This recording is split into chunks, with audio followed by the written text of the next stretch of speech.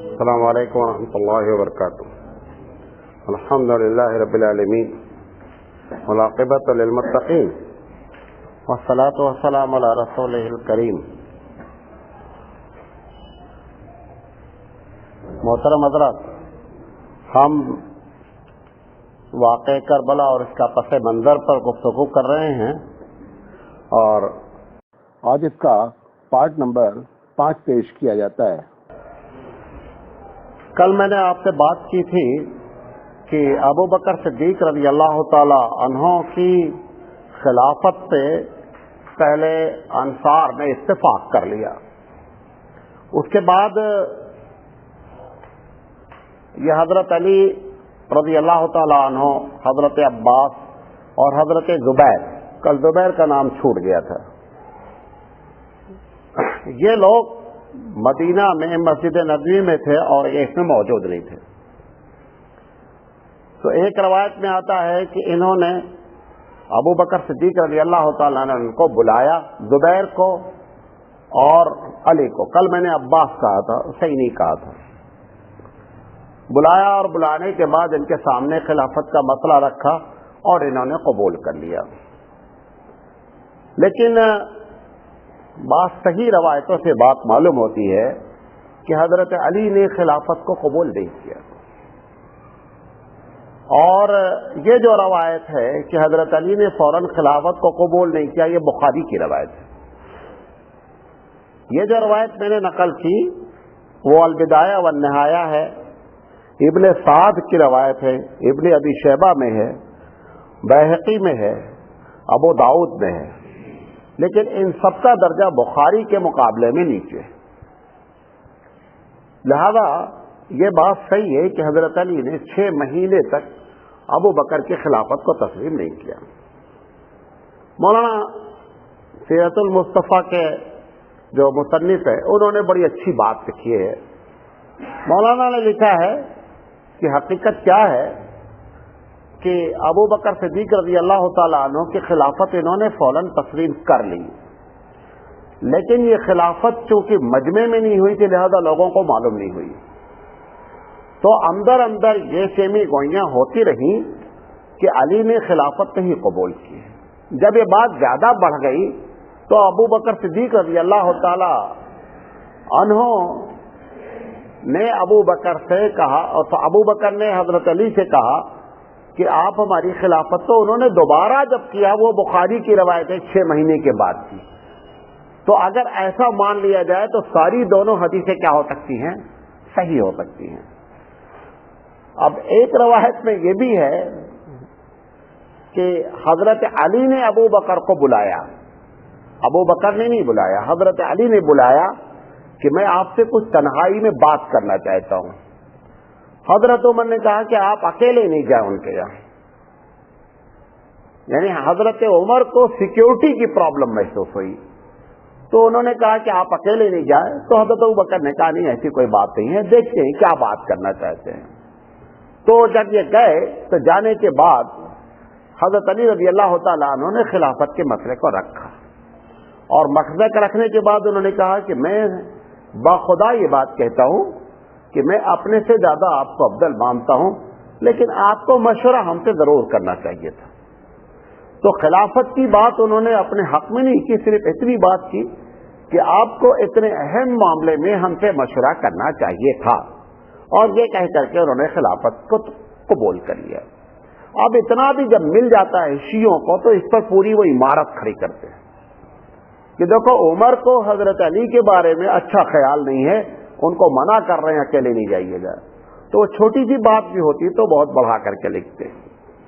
ایک اور روایت میں ہے کہ جب ابو بکر کو اندر اندر یہ محسوس ہوا کہ کچھ لوگ، حالانکہ 1-2 لوگ تھے، کہ ہماری خلافت کے بارے میں خوش نہیں ہیں، تو ابو بکر صدیق رضی اللہ عنہ نے ڈیسائیڈ کر لیا کہ ہم سرنڈر ہو جائیں گے.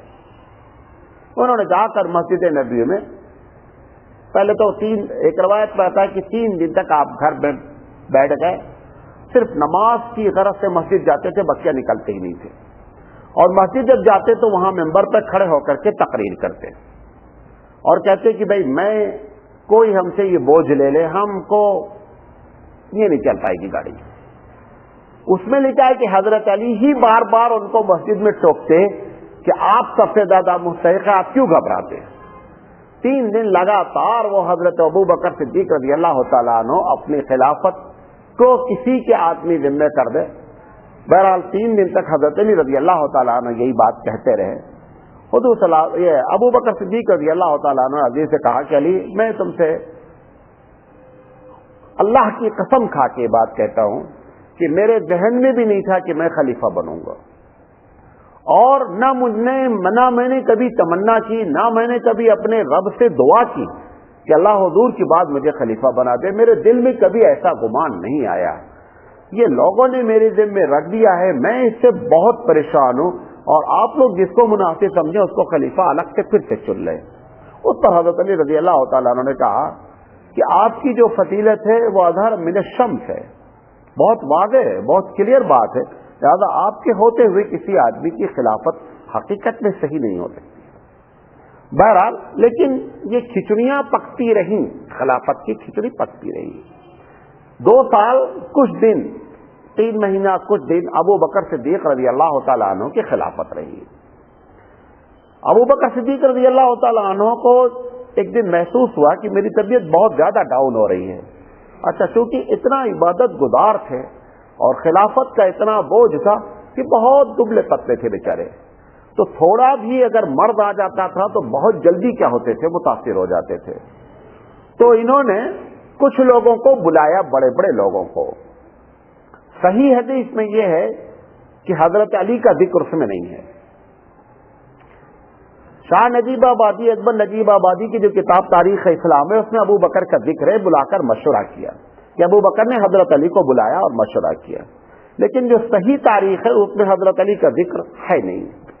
عبد الرحمن بن عوف کا ہے، حضرت طلحہ کا ہے، اور بھی لوگوں کو بلا کر کے کہا کہ میں کیا کروں، مجھے لگ رہا ہے کہ اب میری زندگی لمبی نہیں ہے، لہذا میں چاہتا ہوں کہ اپنے جانے سے پہلے کسی کو نامنیٹ کر کے چلا جاؤں.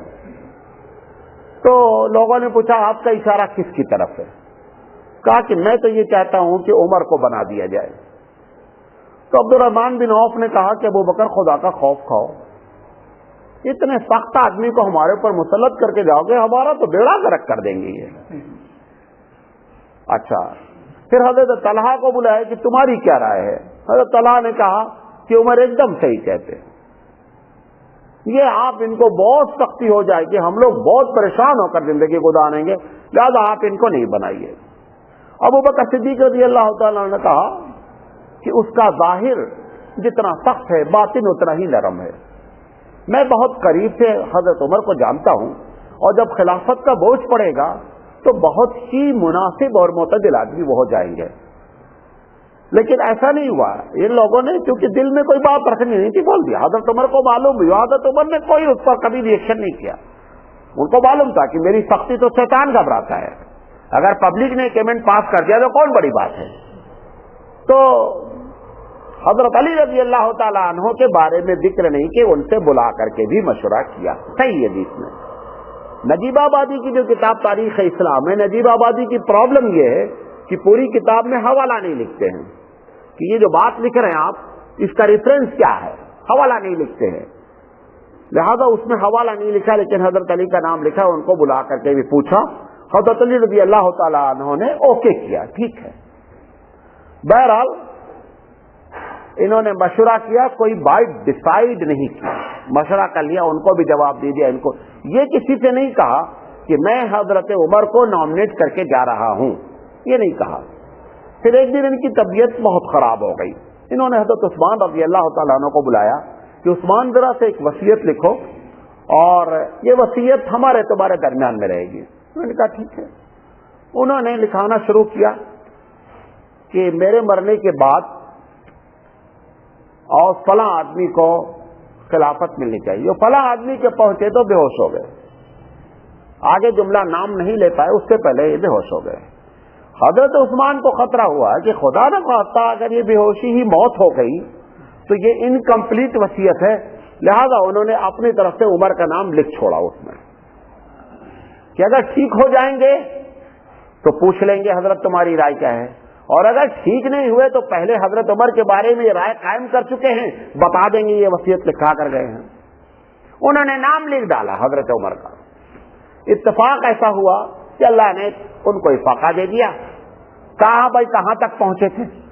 جو لکھایا انہوں نے کہا حضرت پہنچے یہاں تک سے، اس کے آگے میں نے نام حضرت عمر کا لکھ دیا ہے۔ کہا اللہ تم کو جزائے خیر دے، انہی کا نام لکھانا چاہتے تھے۔ لکھا کر کے انہوں نے لفافے میں بند کر دیا اور پبلک میں یہ اناؤنس کر دیا کہ میرے مرنے کے بعد اس لفافے کو کھولا جائے، اس میں جس کا نام ہو اس کو جو ہے خلیفہ بنا دیا جائے۔ ایک صحابی آئے، نام نہیں دکھ رہے، انہوں نے پوچھا عمر سے یار لفافے کے اندر کیا ہے یہ؟ کہا مجھے تو معلوم نہیں ہے۔ کہا مجھے تو معلوم ہے، تم کو نہیں معلوم ہے؟ کہا وہ کیا ہے؟ کہا تم نے ابو بکر کو خلیفہ بنایا، ابو بکر نے تم کو بنا دیا، یہی لکھا ہوا ہے۔ اس نے کہا کہ تمہیں نہیں معلوم ہے، حالانکہ حقیقت تھی حضرت کسی کو معلوم نہیں تھا سوائے عثمان کے، لیکن بات تو پہلے ہو چکی تھی۔ آئیڈیا تو لوگ، آپ دیکھیں پرائم منسٹر جانے والے رہتے ہیں کسی ملک میں، میڈیا ایک دن پہلے دیتے یہاں جائیں گے وہاں یہ بات ہونے کے چانسز ہیں، آتا نہیں۔ تو ایسے ہی اس بندے نے گیس مار دیا، انہوں نے کہا تمہیں نہیں معلوم کہ مجھے معلوم ہے۔ بہرحال وہ جب کھولا گیا تو اس میں نام حضرت عمر کا نکلا۔ اب پھر حضرت علی کی خلافت کا معاملہ کیا ہو گیا؟ پینڈنگ میں ہو گیا۔ انہوں نے 10 سال تک خلافت کی۔ کس نے؟ عمر رضی اللہ تعالیٰ عنہ نے۔ ایک بات بیچ پہ بھول گئے، حضرت ابوبکر صدیق رضی اللہ تعالیٰ عنہ کے زمانے میں فاطمہ رضی اللہ تعالیٰ عنہ نے ایک کیس قائم کیا کہ میں محمد صلی اللہ علیہ وسلم کی بیٹی ہوں ایز اے پارٹی، اور فلاں جگہ کی جو پراپرٹی ہے وہ میرا حق ہے، اور آپ نے اس کو اسلامی حکومت کی سرکار نے قبضہ کر لیا ہے، وہ ہمارے حوالے کی جائے۔ ابو بکر صدیق رضی اللہ تعالیٰ عنہ نے ان کو جواب دیا کہ نبی کی وراثت امت کی وراثت ہے۔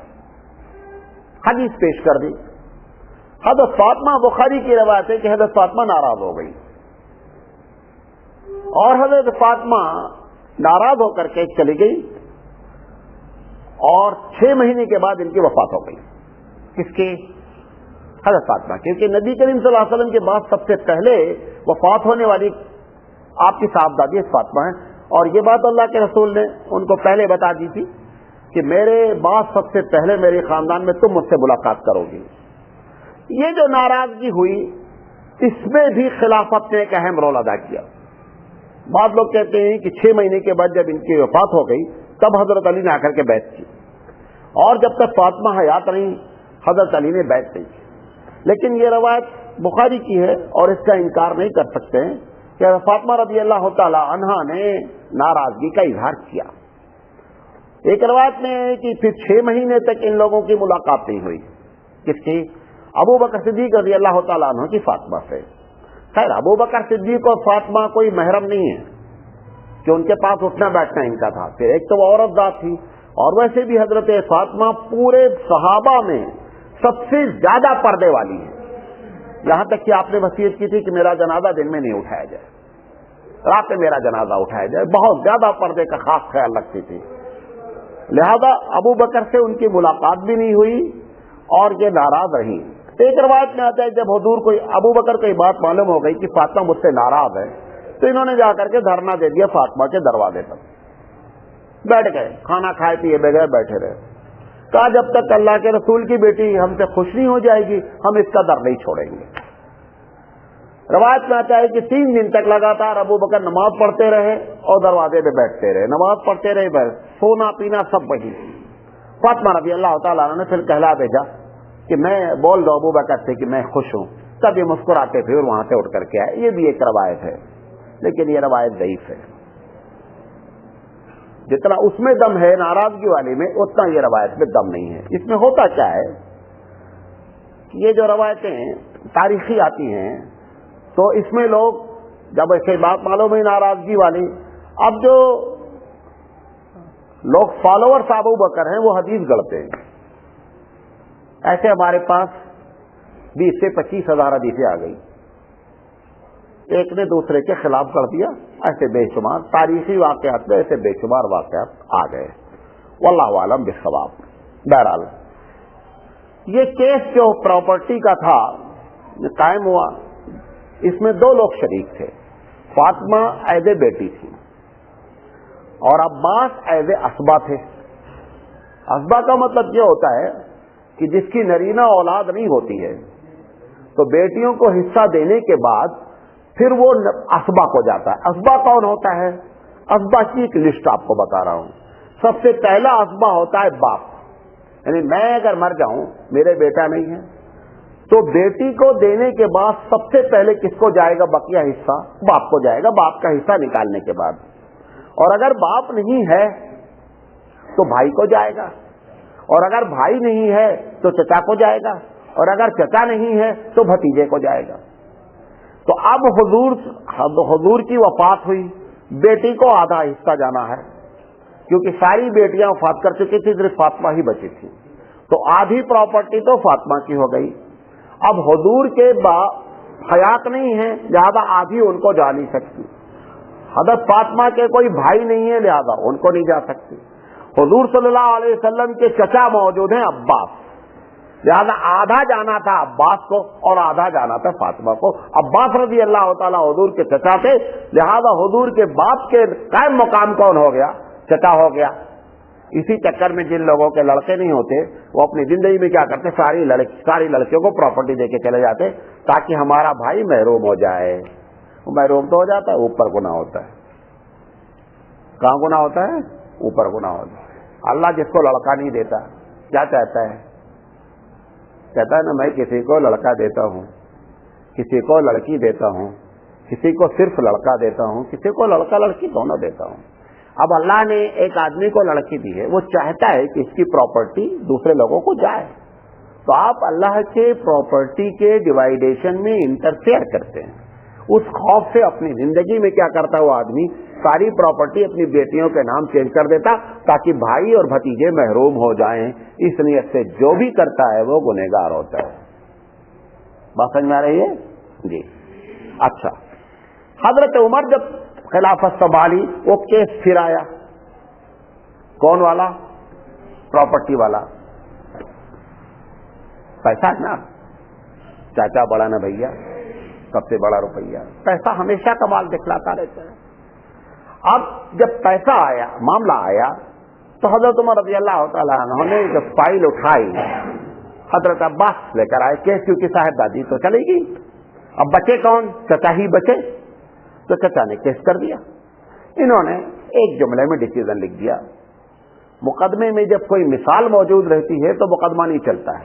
جیسے ایک ڈسیزن ہو چکا ہے ہندوستان میں، سپریم کورٹ نے کوئی ایک فیصلہ کر دیا، اور اگر ہبلی کی عدالت میں کوئی ویسا ہی کو مقدمہ آ جائے گا، یہ کورٹ اٹھا کر کے اس کیس کا فائل نمبر نقل کرے گا اور کہے گا سپریم کورٹ نے ایسا فیصلہ دیا، یہ مسئلے لہذا یہی ڈسیزن ہے. حضرت عمر رضی اللہ تعالیٰ عنہ نے ڈسیزن دے دیا، ایک ہی پیشی میں مقدمہ فائنل ہو گیا. کیا کہ ابو بکر کے زمانے میں تمہارا مقدمہ اس بنیاد پر خارج کیا گیا تھا، لہذا آج بھی خارج کیا جاتا ہے. ختم ہو گئی کہانی. لیکن یہ تو معلوم ہوا کہ یہ لوگ سمجھ رہے ہیں کہ میرا حصہ ہے، ورنہ کیس کیوں کرتے؟ اچھا، حضرت علی حضرت عباس کے ہوتے ہوئے حصے دار نہیں بن سکتے تھے. حضرت علی بھتیجے ہیں، چچا کے ہوتے ہوئے بھتیجا حصہ نہیں پا سکتا، لہذا حضرت علی رضی اللہ تعالی عنہ کے کیس میں شامل نہیں تھے. لیکن یہ جانتے تھے کہ یہ ہماری بیوی کا آدھا حصہ ہے اور آدھا ہمارے چچا جان کا ہے. بہرحال حضرت عمر رضی اللہ تعالیٰ عنہ نے 10 سال یا کچھ دن زیادہ خلافت کی. اللہ تعالیٰ کہنے سے زیادہ عمل کرنے کی توفیق عطا فرمائے. آمین برحمتک یا ارحم الراحمین.